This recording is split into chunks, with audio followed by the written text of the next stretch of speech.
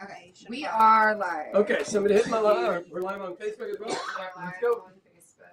Boom. Here we go.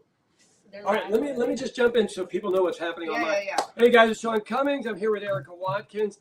We are actually doing her podcast, but I get more views if I just do my own individually, just so you know. We did a fundraiser for Erica, had a nice big house. Hopefully raised a decent amount of money. I don't know that yet, but somebody will flag us here in a little bit. Yeah. And we're in one of the booth areas of the pub, and I was like, "Hey, St. Patrick's Day's coming up. You gotta look like an Irish pub." Yeah. So blame me. No, it's me. I know. It's all me. Goodness, like literally, I know. Oh my gosh, she had a beer. It's not that big of a deal, guys. So my wife Kathy had a glass of wine in Southeast Oklahoma, and I literally was like, "You got to put that down." And she had never had one at any. No other campaign event. It was the first one. And she was like, "Why?"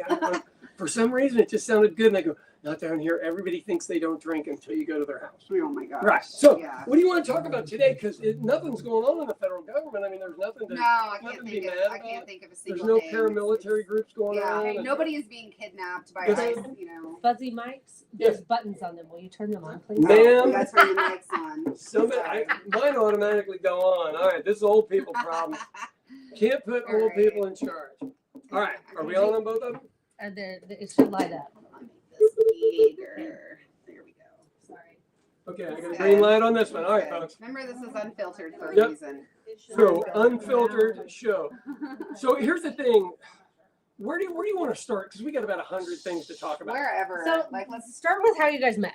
Oh, okay, yeah. And then I want to hear the funniest story about a state board meeting. Oh, okay. It was her button up to this guy that's about 6'4" who had threatened one of the people in our deal, right?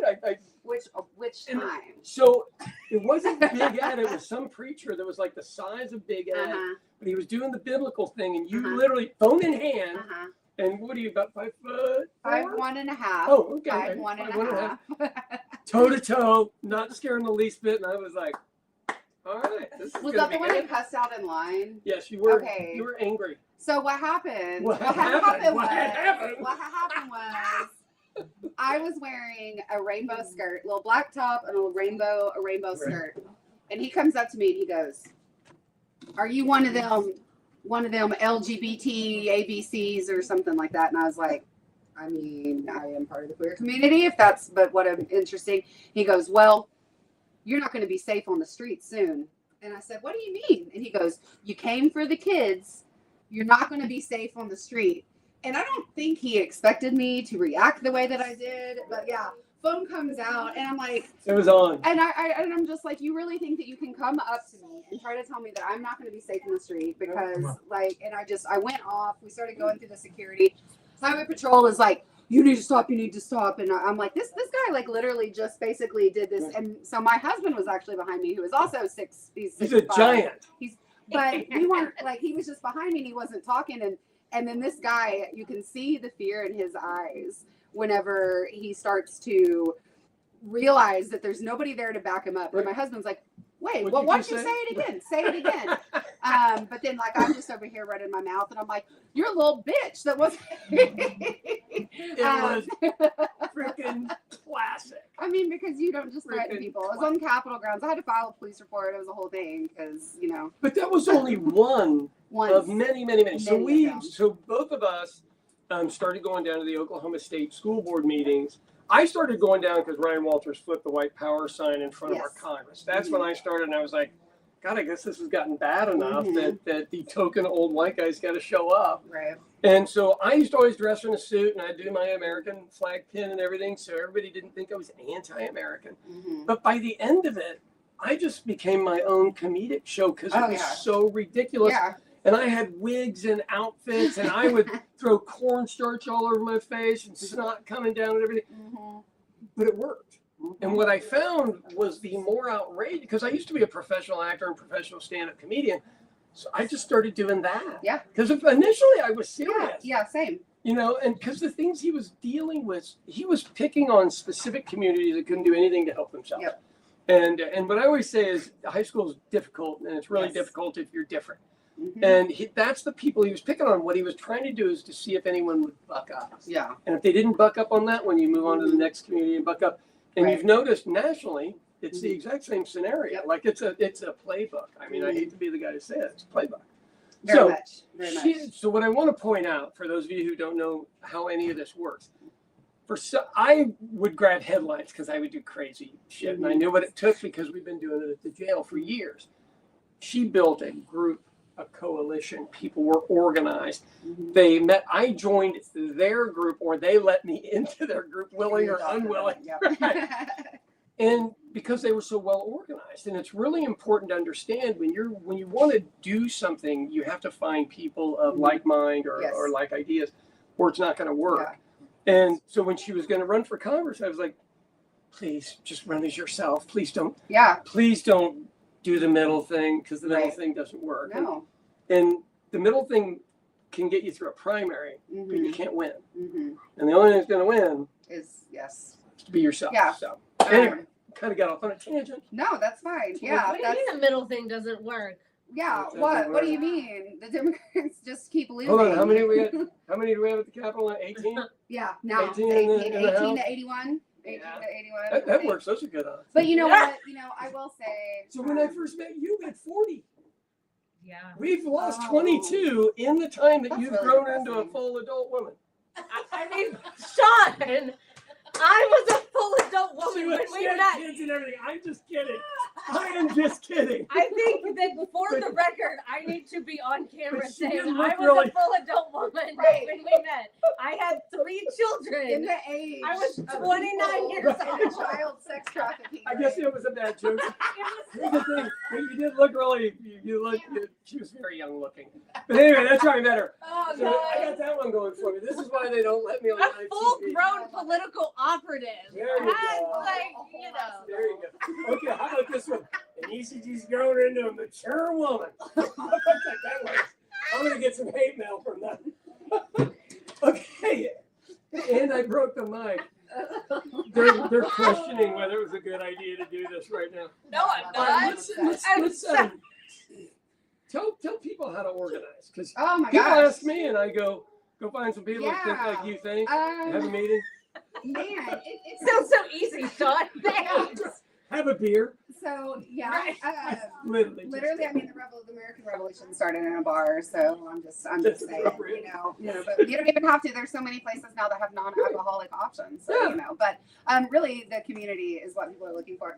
As far as organizing, Can you say that one more time? Because you slid that. Community. That is what people are actually looking for, and they're missing that. And I think that we give the Republicans, I think, too much credit. That it just so happens to be that I see a lot of, especially these churches that are very political churches, but they're huge, and there's all sorts of childcare options. There's all sorts of youth options. They have, potluck dinners all the time. They have like little fairs. There's one that's down the road, and it's like they get all the bouncy houses for the kids and lawn games, and it is community, but it's like, it's only community if you think like them and you vote like them. Right. But that is why that they're able to be so successful, because they have built that community in a country where rugged individualism is very much pushed upon us. And that is something that as Democrats, as leftists, we need to be doing, is building community outside of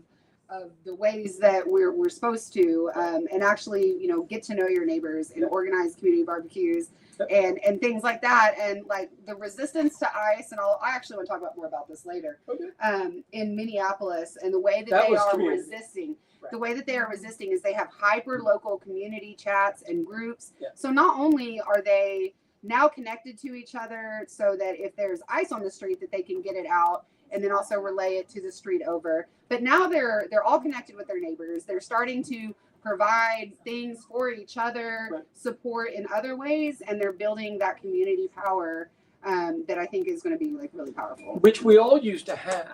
So if you think about 25 years ago, if you needed a ride to the airport, you asked your neighbor. You actually didn't call somebody to do it. Yeah.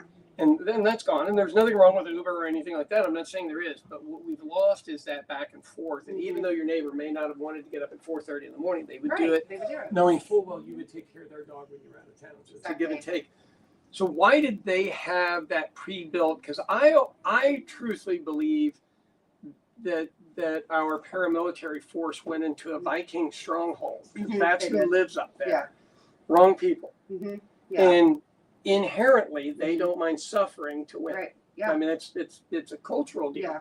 And so you go, okay, but their community was built initially through George Floyd.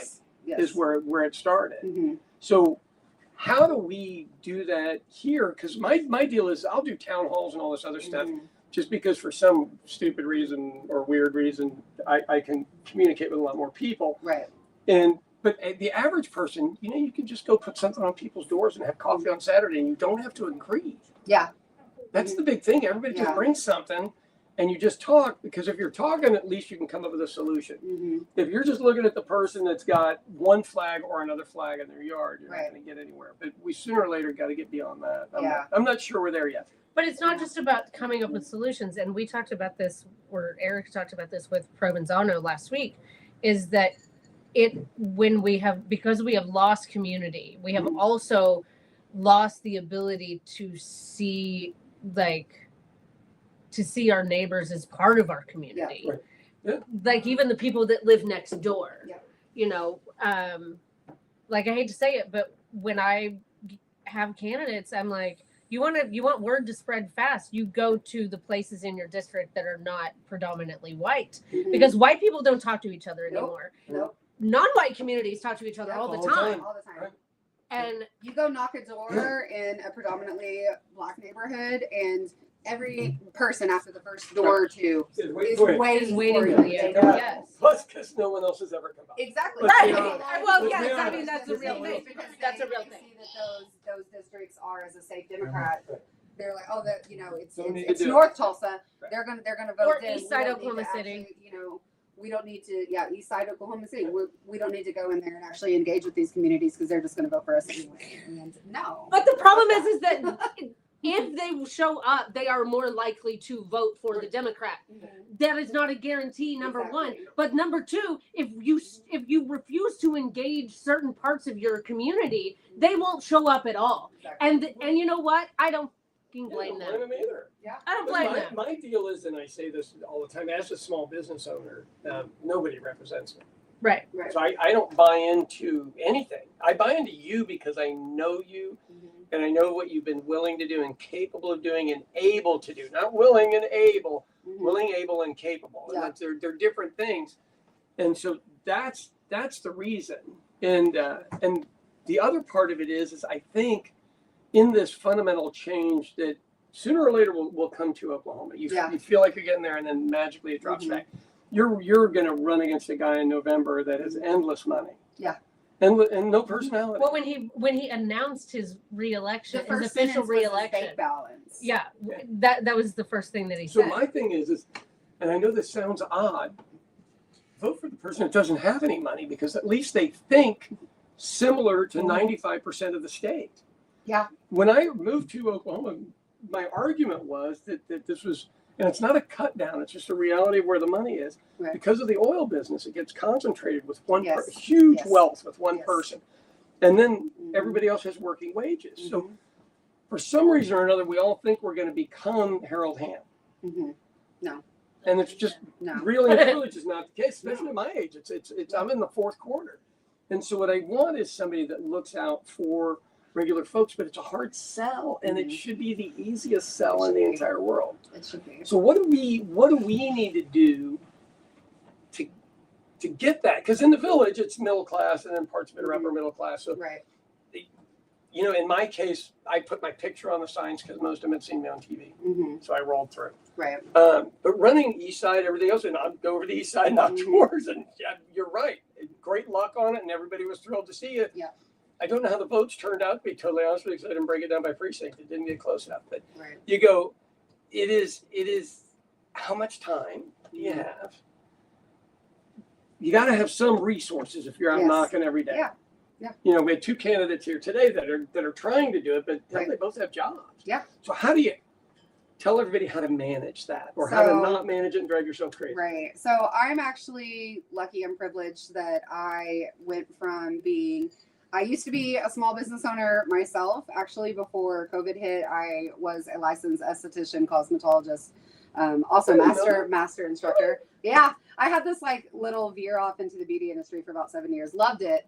But then when COVID hit, I had finished my bachelor's degree, wasn't doing anything with it because I was doing. What's your bachelor's in? My bachelor's is in sociology. And then after COVID, I had my youngest the week that COVID shut down. And so I shifted into being a stay-at-home parent, not only because I had to close my business, but it was just, I had 2 kids, a 2-year-old and a newborn during a global pandemic.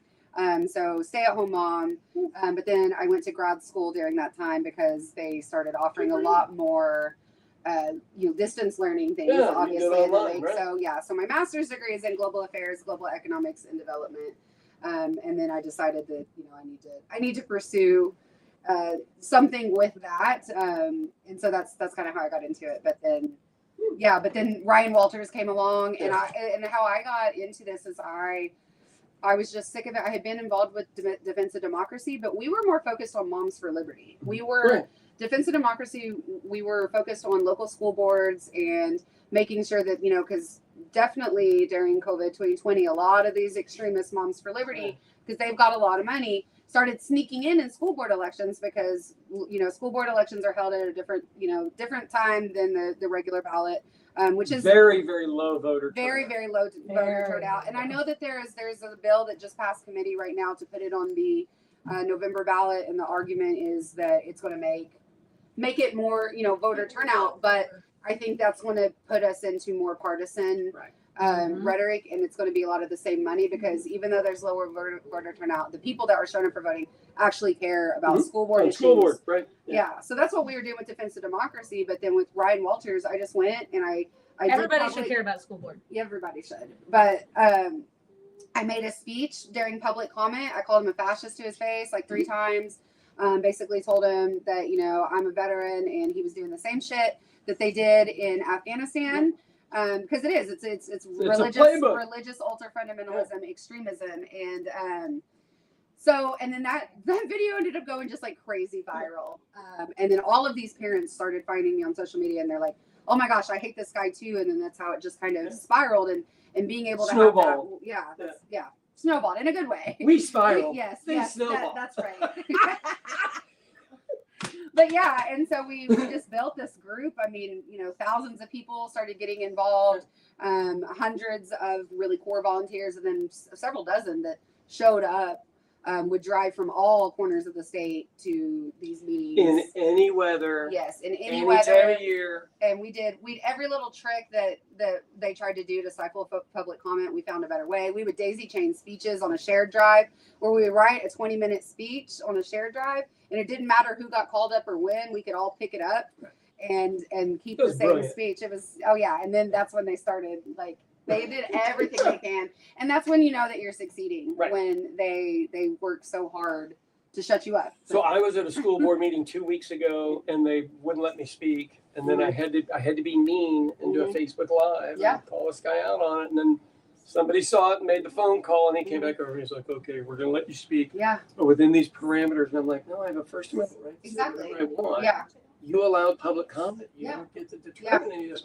And we had the same thing with Walters, and we had the same thing at the county a couple of times with a guy named Kevin Calpe, who's out of there now. Yeah. And what they do is everybody is for freedom of speech until somebody else does it. That part. Yeah. That part. Everyone wants it for themselves, and I'm okay if we disagree. Like I really and truly, as long as you're not threatening me. Yes. Because everybody's for freedom of speech as long as you agree with them. Yeah. Right. Right. And the discourse that would happen at the State Board of Ed, because that's our common thing, was severe. And most of it was recorded, because her folks were, or I wasn't one of the recorded ones, because they were always trying to get me to join their group because I looked like them. So they all looked septuagenarian, octogenarian, which is 70 or 80-year-olds, which unfortunately I look like that. And so they kept thinking they could bring me in. And I would say, "Hey, look, I probably agree with maybe 90% of your stuff, but you guys are white Christian nationalists, and I'm not for that."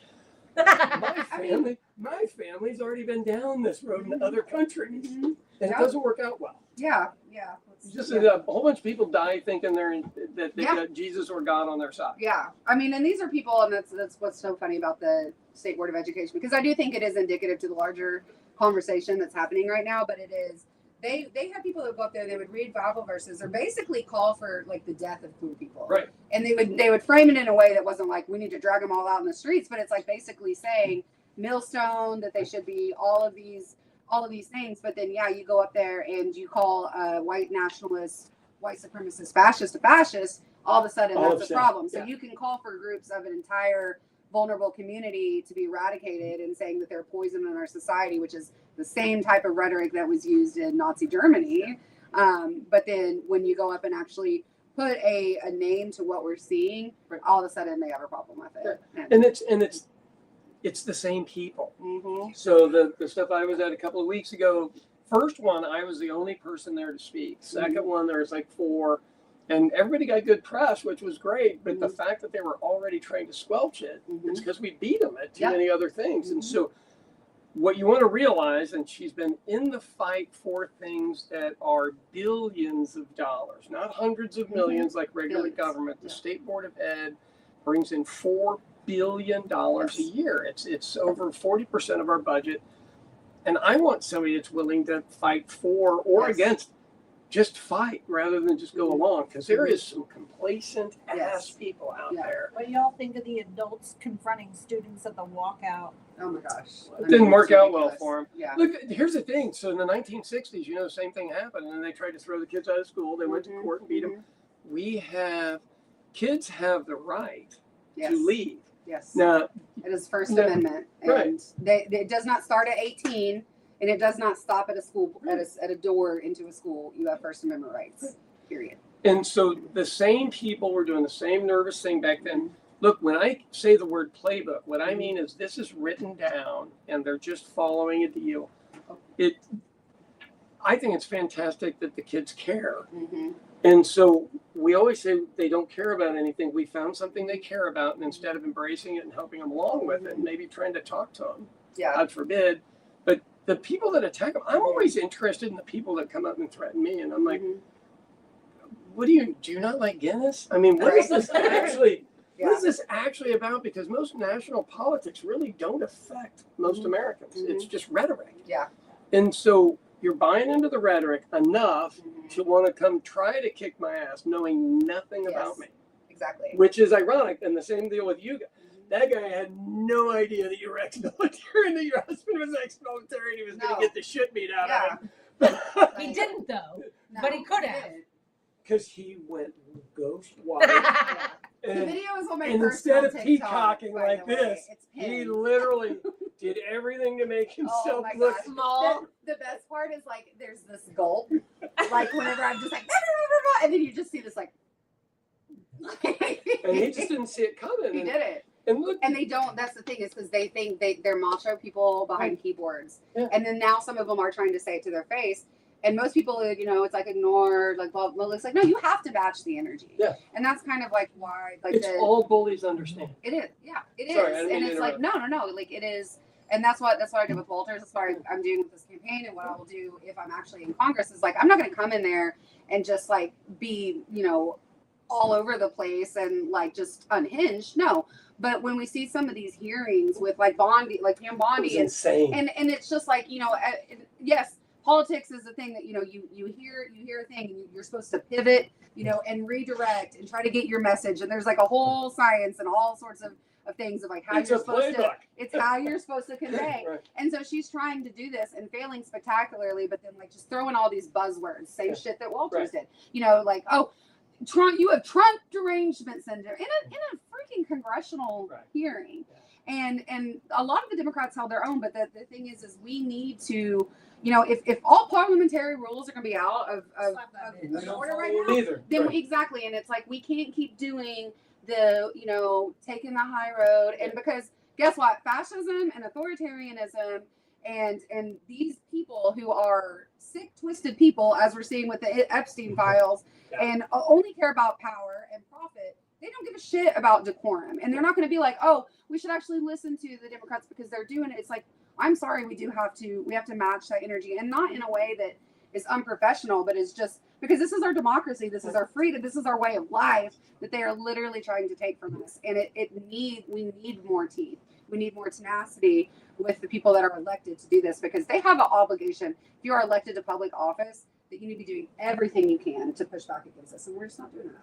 They're doing So- violence. So at this point, let's talk about the Oklahoma delegation, which includes Kevin Hearn. Yep. So I always thought the word feckless was stupid, but it really does apply to our 5 Congress people Yeah. and our 2 senators. They are literally feckless. Like they do nothing. Mm-hmm. And they all send out the same tweets each Yes. day that somebody emailed them, and they turn around and send them out. Mm-hmm. So for people that think they're owning the libs Mhm. or attacking the libs, you go, you're not doing anything. These are just yes people. Yeah. And so they're going along and agreeing, because at this point we have to call this the Epstein administration, because Period. it is, I don't think there's a way around it. And I think in history, that's how this comes down. Yeah. And I'm really, Stephanie Bice used to be a friend of mine. She's the one that taught me how to do social media. Mm-hmm. Literally the one who instructed me on how Yeah. to do it. Well, you're way better at it than her, And but- now, well, teacher usually does better than that, or student does better than a teacher. But I'm just disappointed that she has idly sat by and she has girls. Yeah. Yeah. And as a Yeah. female, she's the one Yeah. female voice from Oklahoma. And that to me nothing. is crazy. It's like they're so entrenched in this that they can't literally just, like, where is their humanity? Like, yes, a lot of them have very problematic views, but they still are humans. But why? Like, why is that what you want to affiliate yourself with? This is going to be recorded in history one way or another. This And is the biggest scandal in American It's political 100% history that I'm aware of. way bigger than Watergate. Like, Right. this is so much bigger. Watergate was amateur hour shit Period. Like, Yeah. by comparison. and we're not talking about it. And it's like, and they use all these culture war and all of these headlines to just try to keep people distracted. But I think the American people are waking up, and I think it's really weird that we it's have a to circus. admit that QAnon might have been right about a couple Literally. of things. They just had the wrong Alex party. Jones. Yeah. Was right Right. this whole time. No, he's Like, he's Like, full circle, like, and yeah. I'm okay with Alex, but yeah, he's no, yeah, he's tune of the day. yeah. I mean, and that's what it's crazy, and a lot of, I think, this stuff, especially the attacks on the queer community, those are manufactured outrage. This is intentional narrative from the GOP to be like, hey, look over here at drag queens reading books to children, or drag queens just being drag queens in an adult venue, which is where 90% of And the these shows are It's awesome. adults And being the food is exactly. awesome. and it's adults being adults Yeah. in the freest country in the world, which is Yeah. what we're supposed to be. But they want to make us mad and say that they're corrupting and they're grooming children while you're literally Literally human trafficking and Right. raping And grooming children. and grooming For children. You're actually grooming children. It's And drag protection. queens are reading to, Yes. first graders. Yes. Because in costume, and why does that work? Because first graders love Because it's different. They're because big. it's They're big big. and it's colorful and it's fun and it's fun. Like, you're taking the joy of childhood away from children for something that is enjoyable and fun and innocent. And if you think that's going to make your child eventually do shows, your child was going to eventually do shows. Yeah. It's not If they fair. do it, they were gonna do it. Right. So here's I did a series where I read books to my dogs. Mhm. So they did really well. But the dogs literally would come up and lick you in the middle. It was hilarious. And all I was trying to do is just show you, hey, it's okay to read at home. Yeah. And if the dog's doing all this stuff, great, and it's no big Mhm. deal. Yeah. But it worked. And I think it's a sad day that we've gotten to, that all of the pleasure and hilarity and fun in life is trying to be restricted by people who have sick versions of Yeah. entertainment and fun. Mhm. And how did it take us 30 years to get to this point to find this out is I what's don't know. really shocking. I mean, there's a lot of people that might not be implicated of a crime or anything. Oh, am That I we're like out of it? complicit. Sorry. That we're complicit. But they're complicit, exactly. And If you stood around and did nothing, Mhm. you're complicit. And it's one of those things where, as social media is definitely a double-edged sword, and it is great that it It worked on this has. one. Yeah, it is great that it has been able to make it to where we can have instantaneous communication worldwide, and I think that is also why we are in such a politically turbulent time right now. Is that our tech got so fast that like our social norms Yeah, our and a brains lot aren't of even prepared. haven't really adjusted to that yet. So it's like it's great because it's brought us together. Obviously, it's super toxic, especially all the bot engagement and all of that. But I think you cannot hide, and they're not going to be able to hide from this. And I think that it is in some way social media is a good thing, and the internet's a good thing, and that if we didn't have that resource, they would still be getting away with it. Oh God, yeah. So I always look at it and go, look, we had Catholic church stuff back in the 80s and 70s in Kansas City, where I'm from. And lawyers just covered it all up for decades and decades and decades. And the priest that was the ringleader of all of it never went to prison. Ever. Yep. He just died at home. Mm. And it wasn't even mysterious. I know. Yeah. So the same playbook, I keep using the word playbook because that's what this is. The same playbook is being used on this, just on a bigger level. But I've also seen a bunch of people have to resign worldwide. Yes. And they're not letting it go. And then all of the Alex Jones people and all the QAnon people are like, oh my goodness. Right. We were right. And so they're not going to let go. Right. So I don't see this, if there's a tranche of another 2.5 million, they haven't given us the bad stuff. Yeah. In every group that is based upon a host of conspiracy theories, like QAnon and Alex Jones followers and all of that. The thing is that I think most of us that are like, okay, this is some crazy conspiracy shit. Like, what are you doing? Like, stop. Yeah, grain of truth. There is always there is some conspiracy theory that's not actually a theory. It's really a legitimate conspiracy. But it sounds so outlandish that it's like, that's not possible. Yeah. And it takes, and so there's somebody at some point in every iteration of all of these conspiracy groups, of these cults, that there is some weird grain of truth that then 25 years down the road, when it finally comes to light, they're like, told you so, and we're like, yeah, but you were also saying some really crazy other shit, and we didn't know what was true and what was not. We had the kids dressing up like cats, supposedly going to bed, and none of that was litter boxes, So, flat earth, it's like but yeah, I think conspiracies thrive because humans are really bad with ambiguity, and we're not really good with being uncertain and having something. So when something happens, it's just, I think our natural inclination to just try to justify it or like put pieces together, make it make it make sense. Yeah, and then when you start to get that in a collaborative, and then also you have algorithms like QAnon started from the hashtag Epstein didn't kill himself, which like we all agree that was fucking sus, and he definitely didn't kill himself. And I hashtagged it, but that actually is what ended up building QAnon. Yeah, that is what. And then the Wayfair, which turns out like that's also still sus, and it's like but it's hard. But it's also going all the way back. For those of you Like, who don't know like QAnon wouldn't exist without 4chan either. Yes, 4chan / poll, and it is, but we've also got to realize that foreign interference is definitely a thing. It's real. Not It is only very is it real. happening to us, we do it. We do it. And we've done it 100%. forever. Yes, we've been For doing literally it. forever. Literally, Before like, we were talk even a about country, we American were doing regime it. change operations in the global south. Like we've always been meddling in other people's business, and they and that is how global politics work. But between algorithms and bots now and the foreign influence, like we have to be able to understand that just because something is so popular online, it might have that kernel of truth, but we gotta stop being so binary, black and white thinking of that. It's like this team tribalism, red v blue. And that's the thing, is we have to get away from the I believe what this person or this group says because Because I won't screw over this group. right. Yeah. And we've lost the critical thinking aspect of, okay, you may agree with me on this thing, but then you're saying some other things that I don't know about. That's the thing. The I don't know about this thing that you're talking about. We've lost that. Let me educate myself before we continue talking. You just start talking and then you just believe whatever they say because you've already made that bond. Yeah. And we see this and this isn't just conspiracy theory stuff or cults. This is partisan political party stuff. Yep. This is what is happening in our country. So I'm going to pose a question to you. Ma'am. What? I said, ma'am, go ahead. I'm going to pose a question to you.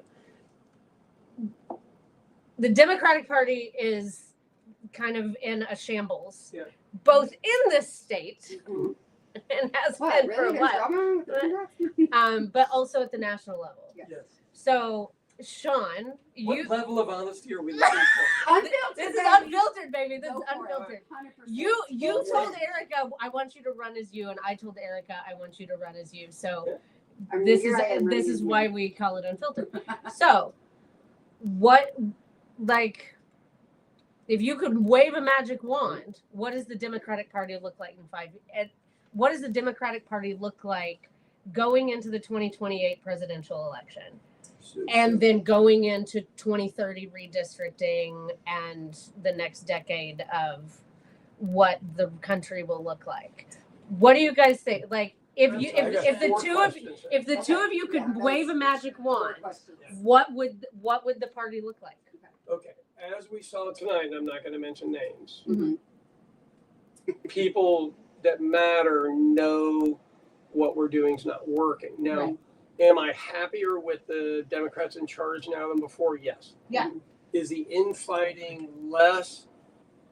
It isn't less, it's just not as on the forefront because there's so much other shit to deal with. Mm-hmm.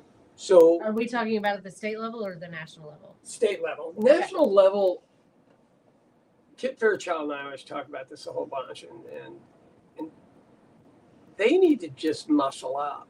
Mm-hmm. Like, here, hold on. Not. I'm going to write a strongly worded letter.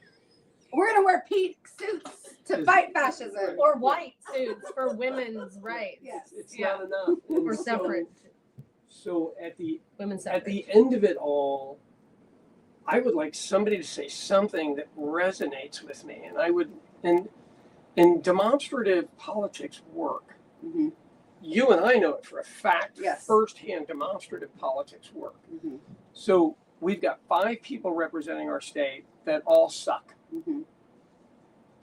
Can Tom Cole keep an Air Force base open? Well, perhaps. I'm not sure anybody can cut a deal with the Donald unless the Donald gets his cut. Mm-hmm. We are literally being run by a mob at this point, and I know what that looks like. And so I don't understand. I'll use his same campaign stuff. Why not? These people aren't doing anything for you. Why not vote for Erica? Yeah. Why not get somebody in with some different views? If you take a chance and listen to them, they're probably pretty similar to what you actually believe versus what you're buying in and digging in with. So I think that part is important. Going into redistricting here in Oklahoma, if we don't get a Democratic governor, it's not, I mean, and it's nothing against Cindy. She is up against, there is $7 million in personal money that have been put up by 3 candidates. It's crazy. And it's not, once again, nothing personal against her. How do you compete with that? Right. I mean, how do you compete with a guy that just writes a check and goes, I'll put in $2 million and my dad was governor, Skip Keating, and I know his name's Chip. I just call him Skipper, Skipper the man. Mm-hmm. And you got Charles McCall cutting a goddamn banana.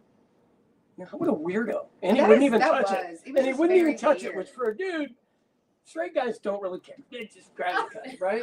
But they're trying to look straight. I will not touch this. Charles has issues.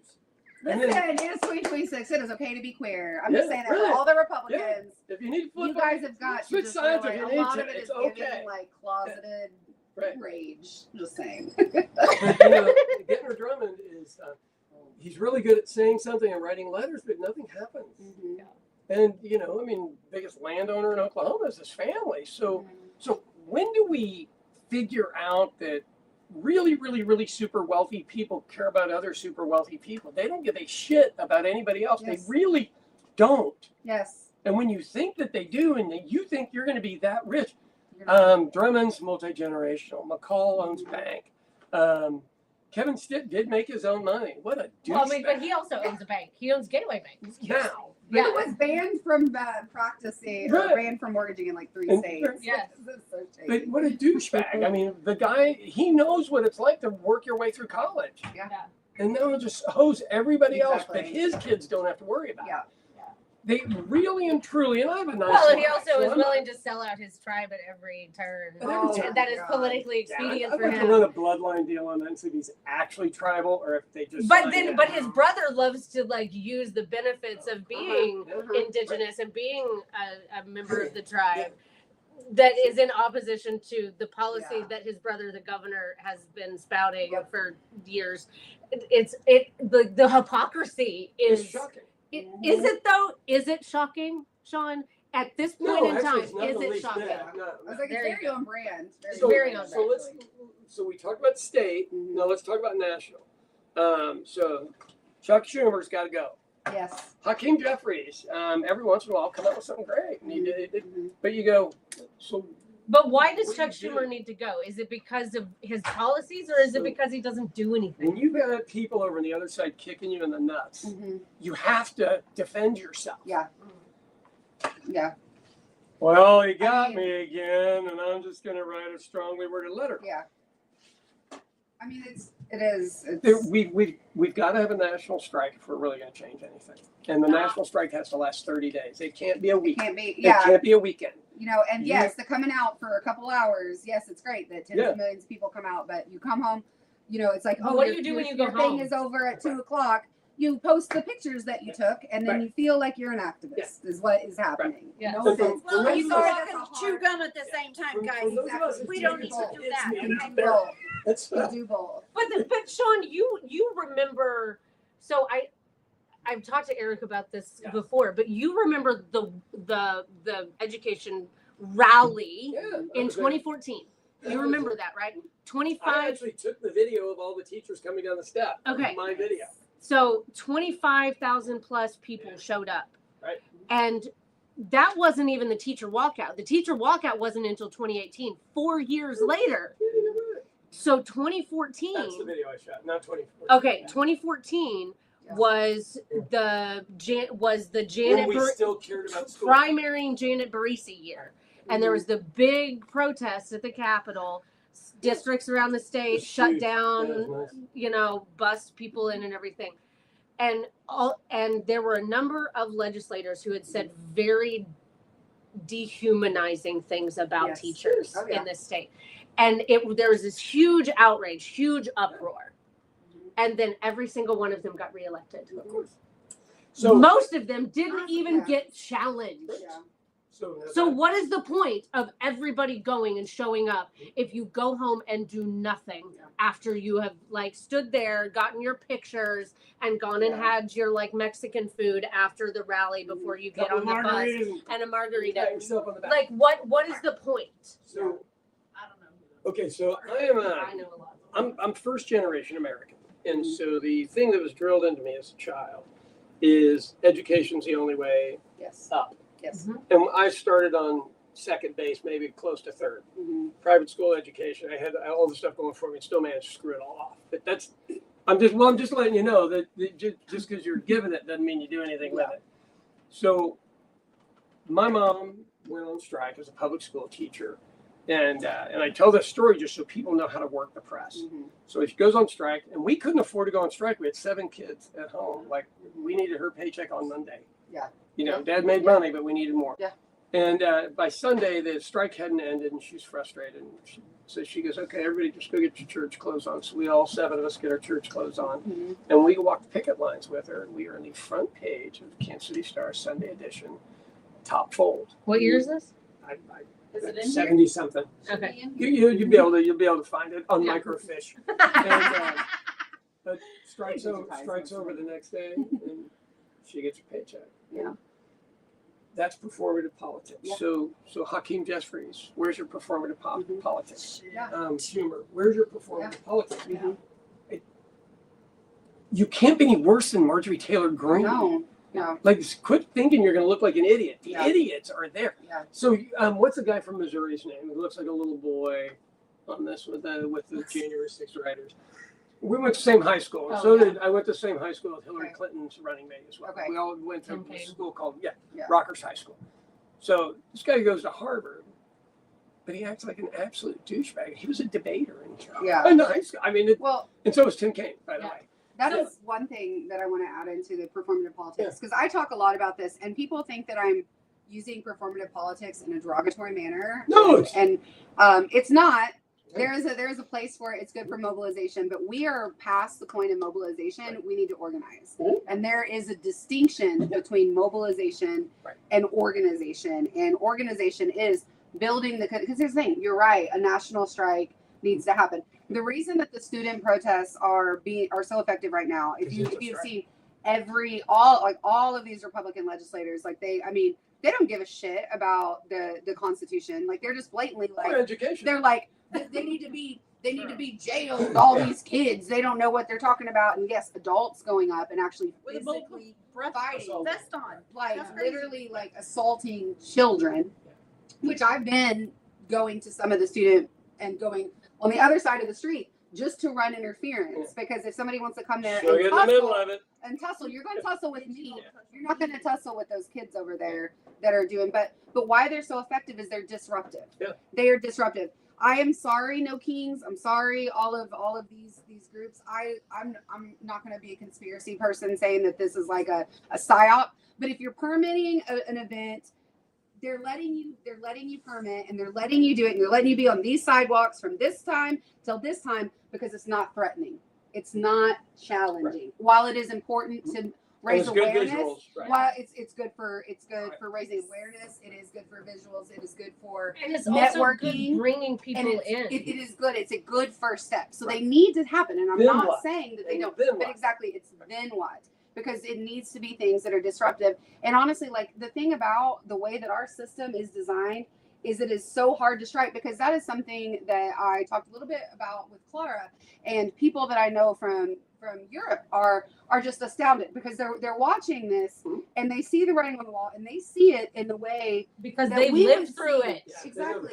And Yeah. and this is stuff that we would look at and we'd be like, if this was a country in South America, we would have invaded because it's a hostile It's a hostile dictatorship. Like we would have already invaded by now, and we're doing the same shit. And so Europe's like, why aren't you guys striking? Why is everybody not in the streets? Because we can't.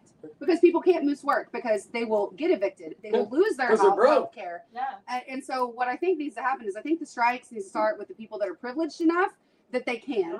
You need to do that. But then we also need to be building the infrastructure and getting childcare and getting things set up, getting food banks and grocery co-ops. So set up in Rent advance. rent assistance for like so that people what happened, everybody wants to compare what all of these little protests that are happening and this is how the civil rights the civil rights movement is that what you're talking about right here. The civil rights movement, the Black Panther Party was formed for the purpose of community support to ensure that people in the community that were protesting, that were rioting, that were striking, had childcare, had food, had money to pay the rent, could keep the lights on. It was community taking care of community, and they got attacked and they got vilified, and they are still vilified to this day, 50, 60 years later. As a negative organization, but the whole purpose was to support community. The civil rights movement was successful because there was a plan.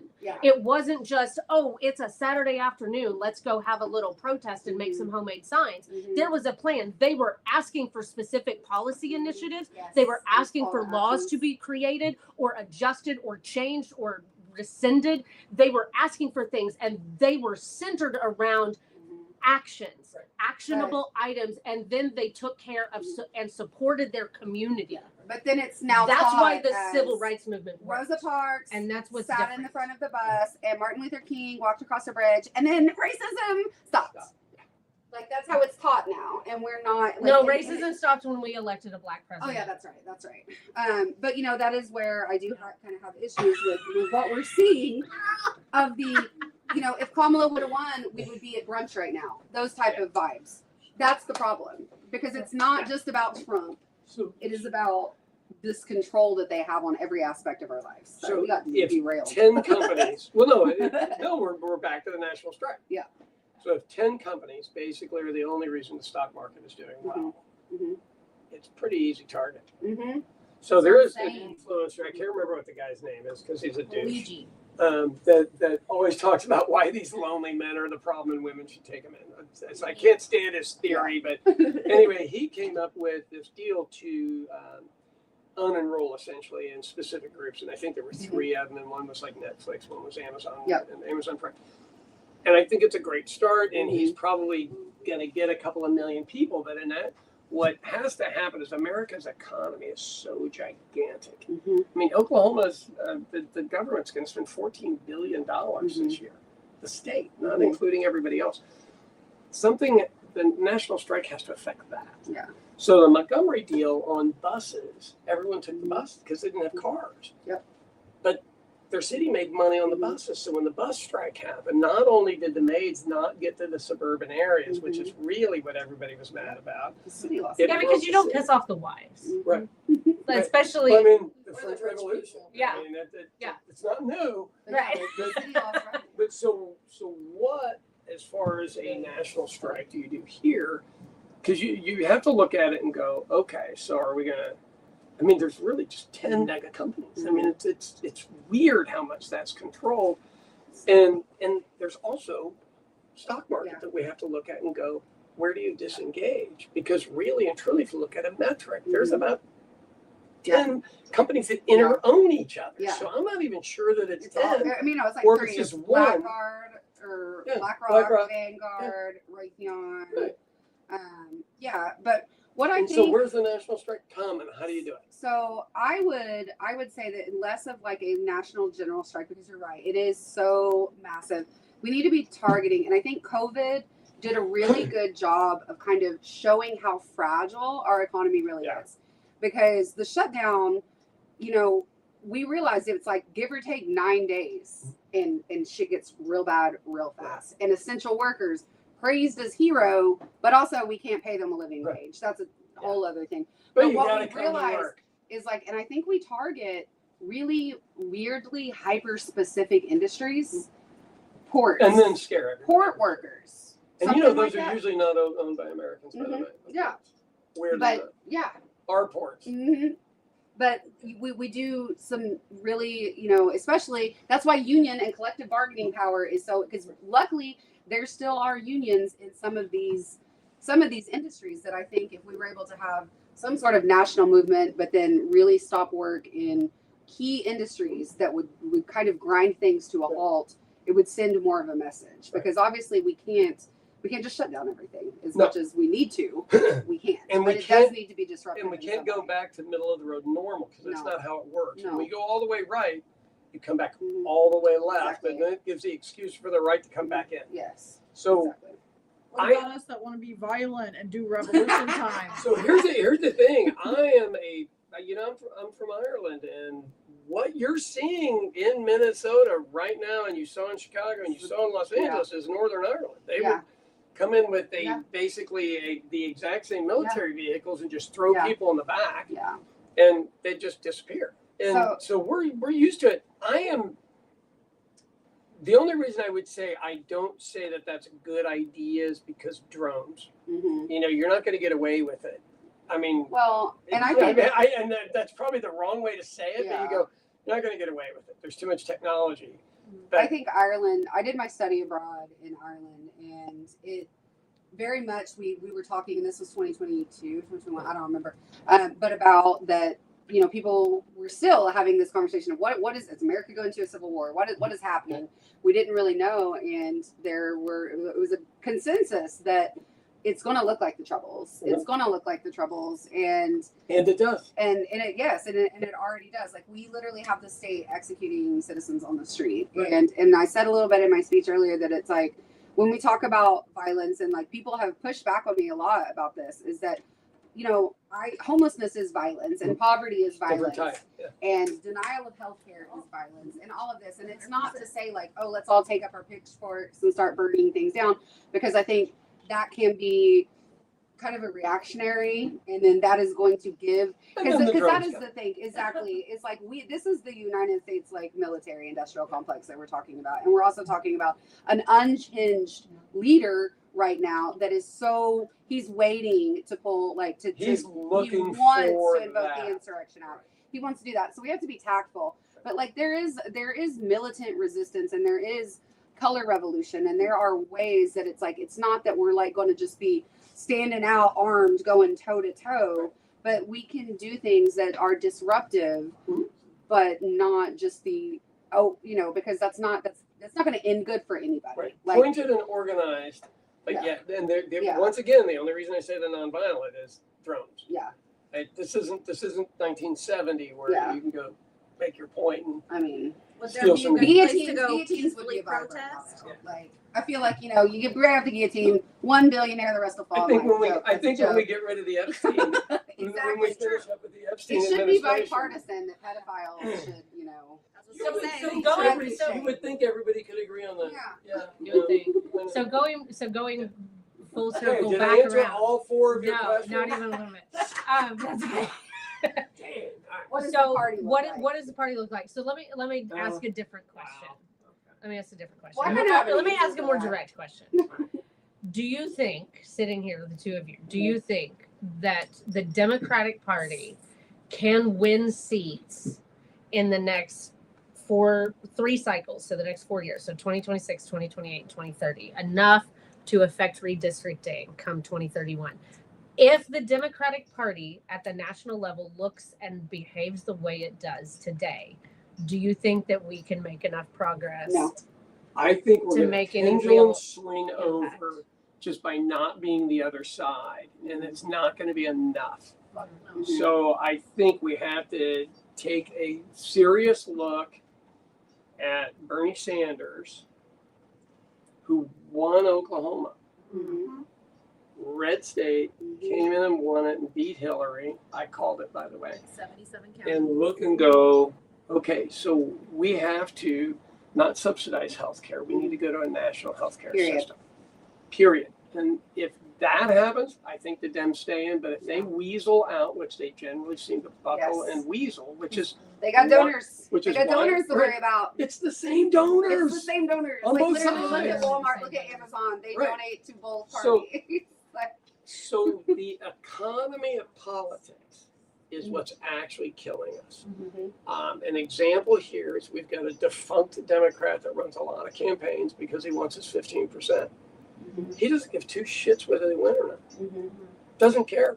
It's not in his interest whether to care whether you make it or not. Yeah. If that's all you want is your 15%, you guys are running a grassroots deal. I know you got one paid campaign person. Yeah. But that's Democratic politics. Yes. So we've lost the unions. Mhm. I mean, hell, they've gone over to Trump. They're Yeah. voting. Yeah. They're voting. Yes. Or with Trump. they're at least staying Mhm. Neutral to Trump. neutral Right. So, on the so surface. where are we going to get the money? Where are we going to get the excitement? The only thing we got left is the internet, and we've given TikTok over to the American oligarchy Mhm. rather than Yeah. than the Chinese oligarchy. Yeah. I'm so mad Facebook about that. censors all of us. Yes, they do. I mean, literally. So I don't know. The Democratic Party, for me, I don't know how it got so far away from the working. I do know with Clinton, and I do know. But you go, Capitalism. yeah. Sooner or later, right? Sooner or later, you got to get back to being about the worker. Yes. Yeah. You know, Yeah. and in a place like this where you got one guy worth $20 billion and 50% of the population doesn't have $400 in the bank, Mhm. should tell us something is wrong. Mhm. I don't understand how we can't buy into that. And that's when we first talked about her running. I was like, oh, you know, they're going to try to get you to do this. And my deal is if I'm going to run, I'm going to run for myself and lose by myself or win by myself. I don't give a shit. Mhm. And I'm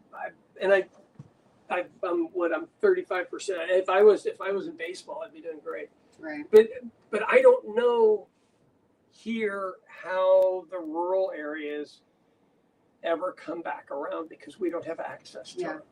And I they're had so access to 'em ingrained at in their TikTok. churches. Yeah. Like, yeah. And because that is their community. I mean, Mhm. it goes back Yeah. to the everybody wants community. And when the And in schools shut rural- down, that was their other community. in It's going to rural- be gone. And rural areas, church is the community. Yeah. You have there's 5 churches. So let's This- talk about the Latino vote. What am I before getting finish at? up, All 'cause right. I think we're getting Yeah. close to it. So the Latino vote, I speak Spanish. and people always talk about the Latino vote and how they're going to be Democrat and everything. Mhm. They are staunch conservative Mhm. Catholics Mhm. and Pentecostals, the ones Mhm. that switched over to Pentecostal. That's the deal. Yeah. That is not a group you're going out and getting Right. to change. If you really want to find it out, go to Unless another you country. talk about labor, like workers' rights, Right. and healthcare. Mhm. Well, and now immigration. We can, Yeah. and, well, actually, not even that. Like that doesn't poll that well. But Well, but workers' rights and access to healthcare. I think that may have changed. Even if you take away the Okay, when was the last time you heard somebody give a speech about that? that's the problem. Yeah. Right. That's you the and I don't problem talk about it because because it's what matters. You Okay, guys will so- talk about it because it's what matters. Yeah. So I was at a really polite event the other night and heard some really polite speeches and really polite conversation, and I was like, nobody was excited in the crowd. Nobody. So if I want to get you a call to activism, I have to speak to your soul and figure out something Yeah. that motivates you, not as an actor, speaker. Mhm. What do we have in common in humanity that's Yes. not happening right now? Yeah. How are we okay with all these people treating people like Yeah. shit Mhm. and like servants? Mhm. And the Epstein stuff is just so next level. Even I have a hard It's- time absorbing yeah. it. But we have to figure out a way to be able to talk about it and go, look, you guys blamed this on the left. Mhm. It didn't turn out to be the left. Nope. Nope. So can we admit we got played? Mhm. And can we start talking about what Yeah. do our kids need? What do our grandparents need? What do our Mhm. parents need? Look, my healthcare went up almost 40%. Oh yeah. And I can pay it, but most people don't Nope. have an extra $300 Yeah. or $400. Or if they In did, small business that's what owners. they used to spend in restaurants and shopping and Mhm. buying better food or anything. And so our So- local economy suffers. And Not like, just it is- local. So you go to Sam's Club every day, Mhm. all of the nicer meats are on sale Ooh. because they Know can't that. get rid of them. Okay. No, because nobody's buying them. Yeah. And you go, so I see that stuff firsthand. Yeah. I see what people buy firsthand in here. And so how has the Democratic Party managed to not message this?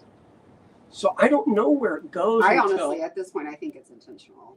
It is. I think it is. yeah, we're But the not thing the other is guy. the party is not just this. I say this all the time. It's not this just amorphous being. It And The it's party not is a monolith. people. It is. It is people that make it up, and Yeah. the people that are at the highest, they still want their power, Yeah. and they want the privilege and the the status that it gives Whatever it them. is that comes with it. But all of this stuff, and so The it's access, like too. when we criticize, people are like, why do you? I had some people in my DMs that work in the party, and they're like, why are you always criticizing the Democrats? Because I'm going to want to Wanna do get my better. team to do better. Let's do better. Like, why are you going to talk about the Republicans? Because we know, like, they are so far gone right now that it's like, why don't we actually talk about stuff? But it is people, and that's why we need to build. To go back to the question that never really got answered, what does it look like in 10 years? It's funny. Like, is that people don't realize how easy it is to mobilize from the ground up, starting at your precinct level. Do you know what a precinct captain is or a precinct chair Go is? be one. Go be a precinct It's easy. chair. And then that's the thing is then you can go to your county convention. You could maybe get a seat on your county board, especially in rural areas. And even if not, you can get voting power, and then you can start caucusing, and then the state party, and you can start caucusing. Are you a democratic socialist? Are you a progressive? Are you a veteran? Are you a free person? Are you a woman? Are you whatever you are? You can start caucusing and starting to get those values to be pushed Forward. into, and then it goes all the way up, then the state level, and then the national convention, Yeah. and then you can actually like push. And it's like once we actually have enough delegates in these places that can make these, then it does matter. And Yeah. so, but it's like we also can't think that voting is going to save us, Yeah. and we can't think that flipping everything blue or getting a Democratic president in is going to change things, because it's MAGA not. bro. There needs to be an entire systemic, complete like overhaul. But we can only do that if we get in the places where you can make that. And it Did you takes guys know? forever. Did you guys know that the state of Oklahoma has lost the number of delegates that we sent to national convention because that number is determined by well, not an algorithm, but an equation Mhm. that is applied pretty much equally from the national down to determine how states get allocated, that what number of delegate states all the are people Say Allocated allocated. nobody to join vote here. But as the state has lost legislative seats and continued to lose and lose voter participation, and it's not just numerical, like the actual number of Democrats who vote, which that is this most significant impact, but it's also the percentage of turnout. So it's not just that we're losing votes on the Democratic Party side, and a lot of those are going to the independent because the progressives are getting sick of the drama and the chaos and the non-action from the National Party. And the progressive have grown. Yeah. And so we're losing people who should be our base. We're losing them already, but then also they're not showing up to vote.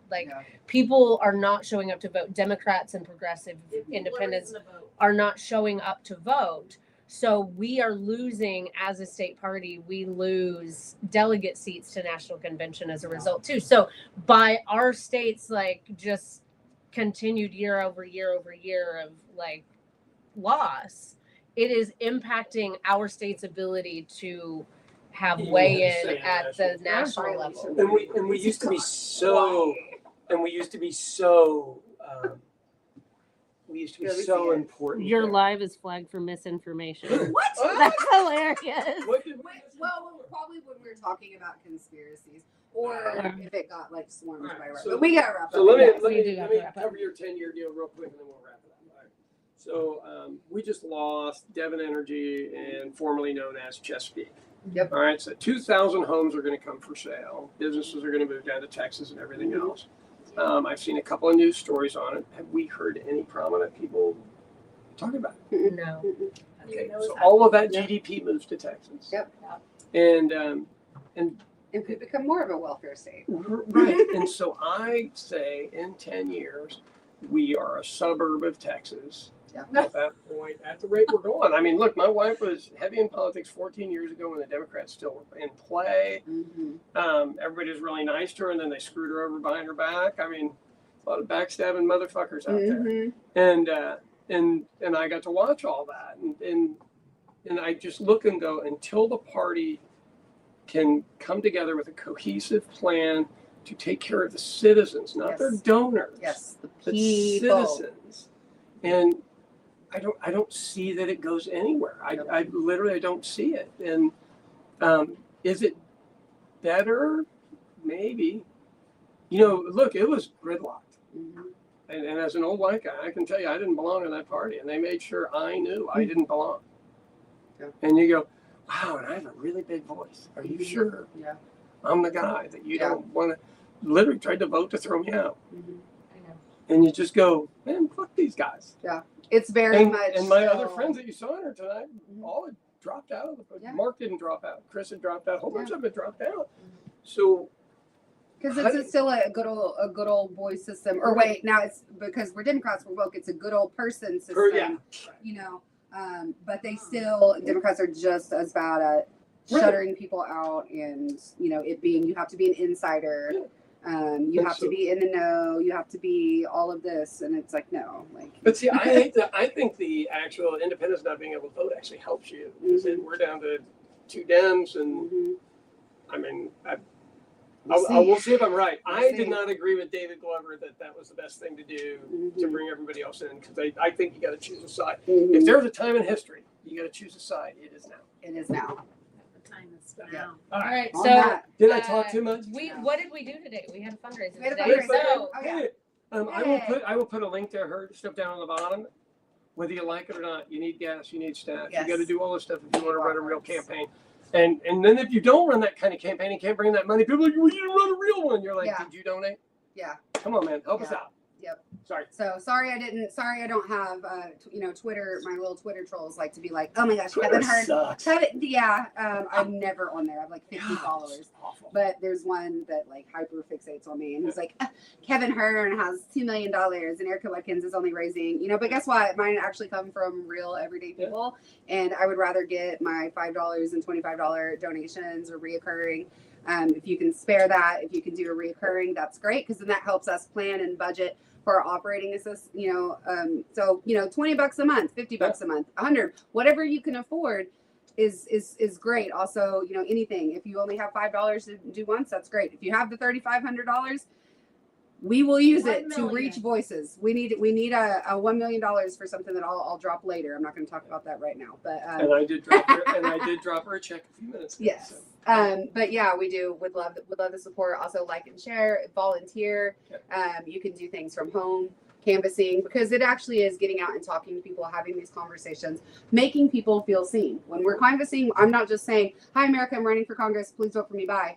I'm saying, what issues matter most to you? We're logging what people are talking about. We're actually getting in touch with the constituency, because people deserve to feel heard and seen by the people that are wanting. This is a job. This is a job interview, and we are accountable to the people. Would love to continue that. So There's a district survey on the website. there is also a district survey on the website now, so you can put what is most important to you, and so erica4ok.com. Cool. I'm gonna shut Thank this. All right, thank you. Bye. I can't believe my TikTok got flagged. That's so funny. That is wild. Something got. Because we didn't. I don't think we said anything. I gotta. I mean, we were. We were It said misinformation.